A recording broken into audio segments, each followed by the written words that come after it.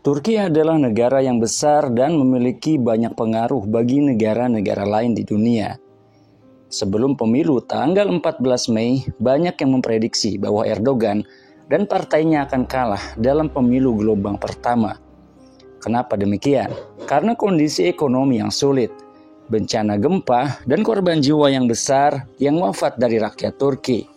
Selain itu, ada pula tuduhan korupsi terhadap sebagian orang-orang pemerintahan Erdogan. Dan sebagian generasi-generasi muda Turki juga menginginkan perubahan. Tapi Erdogan malah dapat lebih dari 321 kursi parlemen dari total 600 kursi parlemen. Sedangkan sisanya dibagi kepada 6 partai lainnya yang hanya menguasai 200-an kursi parlemen. Menurut kantor berita milik negara Anadolu, dengan hampir 91% kotak suara dihitung, Erdogan memimpin dengan 49,86% suara dan Kılıçdaroğlu dengan 44,38%. Tapi oposisi menyebut Kılıçdaroğlu unggul dengan 47,42%, sementara Erdogan memiliki 46,48%. Kedua belah pihak sempat mengklaim berada di depan, namun hasil akhirnya ternyata Erdogan memang unggul. Hasil ini memang lebih kecil daripada hasil pemilu yang didapatkan oleh Erdogan di tahun 2018, di mana Erdogan pada saat itu mendapatkan 52% suara. Tetapi hasil Erdogan lebih baik daripada hasil pesaingnya, yaitu Kemal Kılıçdaroğlu, yang mendapatkan suara kurang dari 45% dari para pemilih di Turki. Pertanyaannya adalah bagaimana Erdogan mampu mencetak hasil ini yang seolah-olah mematahkan dugaan para pakar dan pengamat politik. Jawaban untuk pertanyaan ini agak rumit dan tergantung dari siapa yang menjawab. Apakah dia pendukung Erdogan atau di oposisi? Tapi kalau kita berusaha untuk netral, kita dapat melihat bahwa kemungkinan besar pemilu di Turki adalah pemilu yang benar dan tidak curang. Meskipun tentu saja besar kemungkinan pemilu tersebut tidak 100% benar-benar bersih. Bedanya apa antara benar dan bersih? Benar dalam arti bahwa pemilu telah dijalankan sesuai dengan etika pemilihan dan tidak melanggar nilai-nilai umum dari sebuah pemilihan yang demokratis. Sedangkan bersih tentu saja berkaitan dengan hal-hal yang mungkin timbul dari permainan politik, baik di tingkat kalangan elit maupun di akar rumput, yang bisa jadi memiliki dinamika yang menimbulkan hal-hal yang mungkin membuat pemilu menjadi tidak 100% bersih. Turki memang secara umum dianggap sebagai salah satu negara di Timur Tengah yang kualitas pemilunya cukup baik dibandingkan negara-negara demokrasi lain yang ada di Timur Tengah. Meskipun tentu saja demokrasi di Turki belum sematang demokrasi di negara-negara barat yang sudah lebih dulu menganut sistem demokrasi seperti Perancis atau Amerika Serikat. Namun pemilu yang ada di Turki menurut para pengamat memang jauh lebih baik daripada di negara-negara lain di Timur Tengah yang menganut sistem demokrasi seperti di Mesir, Syria atau Libya. Jika kita cukup netral, kita bisa melihat bahwa kemenangan Erdogan merupakan sebuah kemenangan strategis. Erdogan dengan pengalaman yang panjang mampu memanfaatkan kondisi yang ada, sumber daya yang ada untuk menarik hati para pendukungnya, meskipun tantangan dari saingannya juga sangat kuat. Erdogan mampu memutar balik isu ekonomi yang dilontarkan oleh saingannya dengan sangat baik.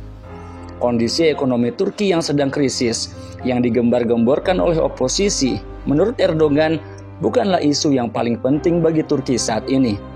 Erdogan mengakui bahwa kondisi ekonomi Turki memang sedang sulit. Tetapi Erdogan mengangkat isu lain yang menarik perhatian publik, yaitu isu keamanan dan kebangkitan kejayaan Turki. Di sini kita melihat bahwa Erdogan fokus melihat Turki dari sisi keamanan dan identitasnya sebagai salah satu negara besar.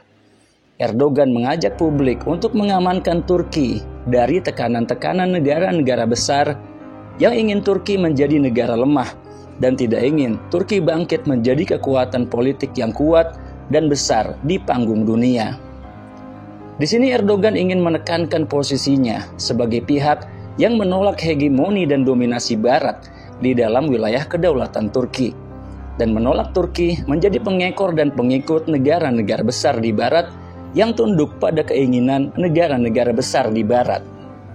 Di sini Erdogan menekankan posisi Turki sebagai salah satu negara Muslim terbesar di Timur Tengah yang harus menjaga nilai-nilai Islam di Turki dan menolak nilai-nilai Barat yang bertentangan dengan nilai-nilai Islam, seperti dukungan terhadap LGBT yang disebarkan oleh Barat dan lain sebagainya. Erdogan juga menyoroti latar belakang Kemal Kılıçdaroğlu yang merupakan seorang Alawi, dan orang-orang Alawi merupakan minoritas di Turki. Dan Erdogan menganggap bahwa orang-orang Alawi seolah-olah telah membuat agama baru. Untuk menjawab tudingan ini, Kemal Kılıçdaroğlu sampai harus membuat video YouTube khusus untuk menjelaskan latar belakang keagamaannya dan menolak tuduhan Erdogan. Isu lain yang diangkat oleh Erdogan adalah isu keamanan. Erdogan menempatkan dirinya sebagai sosok yang melindungi Turki dari berbagai jenis terorisme, terutama yang muncul dari dalam Turki, yang sebagian besar muncul dari etnis Kurdi, yang jumlahnya memang cukup besar, dan telah beberapa kali menimbulkan bentuk pemberontakan, terutama orang-orang Kurdi bersenjata yang dianggap sebagai gerakan separatis oleh pemerintahan Turki, dan dianggap mengancam keutuhan negara Turki. Erdogan bahkan sempat menunjukkan sebuah video yang menampilkan Kemal Kılıçdaroğlu sedang berada bersama para petinggi gerakan separatis Partai Pekerja Kurdistan. Erdogan mengomentari video itu dengan mengatakan, selamanya kita tidak akan membiarkan Kemal Kılıçdaroğlu memecah belah negara ini. Namun Kemal Kılıçdaroğlu menolak informasi itu dan menganggapnya tidak benar. Bahkan dia menuduh pihak Erdogan membuat dan merekayasa video tersebut untuk kepentingan politik mereka.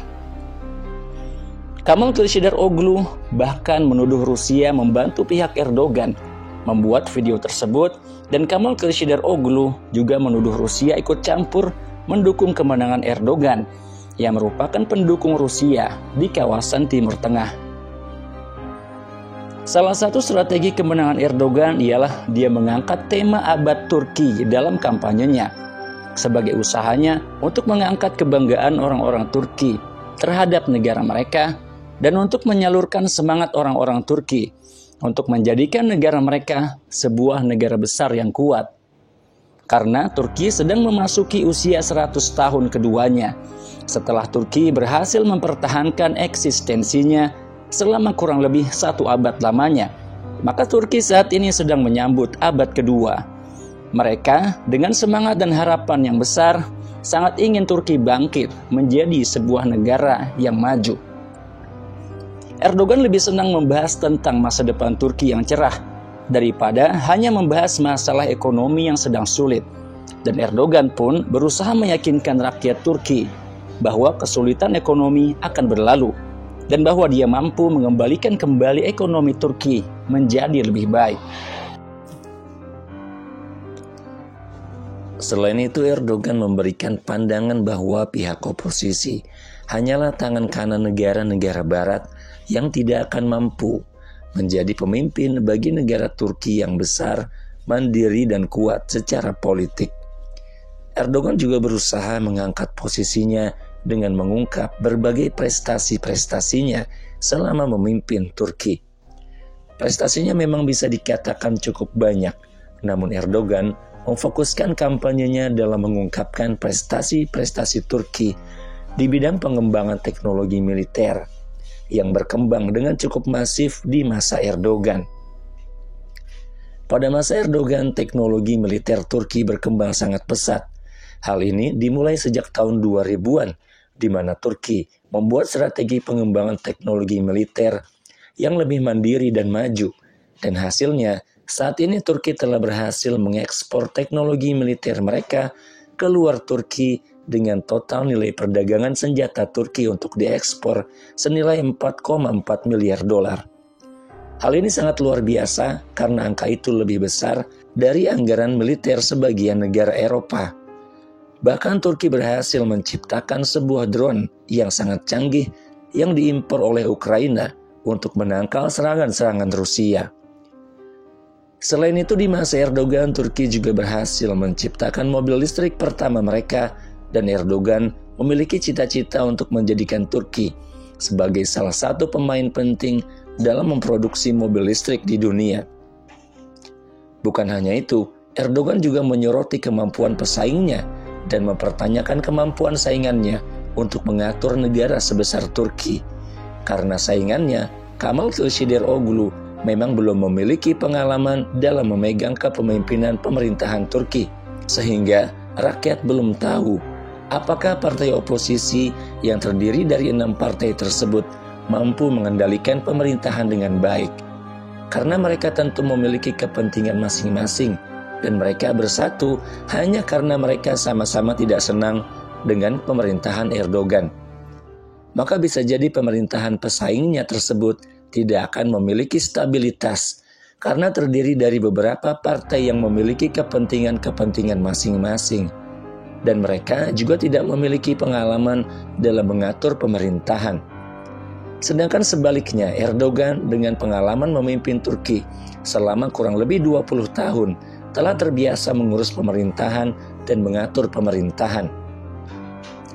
Selain itu, Erdogan sebagai penguasa Turki yang memegang kuasa terhadap anggaran Turki juga memanfaatkan posisinya tersebut dengan sangat baik. Contohnya, Erdogan menaikkan gaji pegawai pemerintahan sebanyak 45% hanya selang beberapa hari sebelum pemilihan. Selain itu, Erdogan juga menambah bantuan orang-orang yang terkena bencana juga selang beberapa waktu saja sebelum dilaksanakannya pemilihan umum. Erdogan juga memanfaatkan media yang dikuasai oleh pemerintah dan juga partainya untuk memberikan informasi-informasi dan citra positif bagi pemerintahannya. Hal ini tentu saja tidak mampu dilakukan oleh saingannya, yaitu Kemal Kılıçdaroğlu, yang hanya mampu memberikan informasi melalui saluran YouTube-nya tentang hal-hal positif yang dilakukannya terhadap masyarakat Turki, seperti aktivitas membagi bantuan makanan. Pertanyaannya adalah apakah Erdogan mampu membuat nilai-nilai positif yang sudah dia miliki menjadi sebuah kemenangan di dalam pemilihan umum presiden gelombang kedua. Selain itu, kita juga perlu bertanya lagi sebenarnya siapa yang lebih baik memimpin Turki. Apakah Erdogan atau saingannya Kemal Kılıçdaroğlu? Pertanyaan ini tergantung kita tanyakan kepada siapa. Kalau kita bertanya kepada Rusia, tentu saja Rusia akan mengatakan bahwa yang terbaik adalah Erdogan. Karena Erdogan mampu menjadi sekutu Rusia di kawasan Timur Tengah. Dan memang Rusia dan Erdogan merupakan sahabat yang saling mendukung satu sama lain. Namun kalau kita tanyakan kepada negara-negara Timur Tengah, kita dapat melihat bahwa sebagian besar negara-negara Timur Tengah tidak terlalu dekat dan bersahabat dengan Erdogan, kecuali sedikit saja. Dan yang paling dekat dengan pemerintahan Erdogan tentu saja adalah negara Qatar. Sisanya, sebagian besar pemerintahan di negara-negara Timur Tengah tidak terlalu senang dengan kepemimpinan Erdogan karena beberapa hal. Antara lain tentu karena Erdogan merupakan kekuatan politik Islam progresif yang dekat dengan Rusia dan terkadang juga ikut campur di dalam pemerintahan negara-negara tetangganya. Dan tetangga-tetangganya di Timur Tengah memang sebagian besar tidak terlalu senang dengan aliran politik Islam progresif yang dimainkan oleh Erdogan, yang dianggap mengancam posisi para diktator di Timur Tengah. Sedangkan kalau kita bertanya kepada orang-orang komunitas Kurdi di dunia, tentu mereka tidak ingin Erdogan berkuasa lebih lama, karena Erdogan memiliki kebijakan politik yang keras terhadap orang-orang Kurdi. Sedangkan jika kita bertanya kepada para pengungsi, tentu saja para pengungsi sangat mendukung Erdogan, karena Erdogan merupakan presiden yang paling baik kepada para pengungsi. Karena dua calon lain selain Erdogan sama-sama memiliki keinginan untuk mengeluarkan pengungsi-pengungsi yang ada di Turki dan mengembalikan mereka ke negara mereka masing-masing dan menutup pintu Turki dari para pengungsi dari manapun mereka berasal. Pada tanggal 28 Mei 2023, akhirnya kita melihat bahwa Erdogan masih mampu memimpin dengan kemenangan yang sangat meyakinkan. Erdogan mendapatkan 52,1% suara dan Kemal Kılıçdaroğlu mendapatkan 47,9% suara. Dengan demikian, kita saksikan bahwa strategi-strategi kampanye Erdogan berhasil. Dengan sangat meyakinkan, Erdogan berhasil mengalahkan Kemal dan Erdogan pun keluar sebagai pemenang dalam pemilu presiden Turki 2023. Dengan ini Erdogan telah memenangkan 3 kali pemilu presiden berturut-turut sejak tahun 2014. Dan sebelumnya Erdogan juga sudah memimpin pemerintahan sebagai Perdana Menteri sejak tahun 2003. Sebuah prestasi luar biasa yang jarang dimiliki oleh para politikus di Timur Tengah maupun di kawasan lain di dunia. Dan pertanyaan selanjutnya ialah, apakah kepemimpinannya akan berlangsung dengan baik dan stabil? Mengingat Erdogan saat ini sudah mulai menua dan akan masuk ke usianya yang ke-70. Terima kasih Anda sudah mampir ke video ini dan sampai ketemu lagi di video selanjutnya. Saya Muhammad Isdian Muttaqin. Wassalamualaikum warahmatullahi wabarakatuh.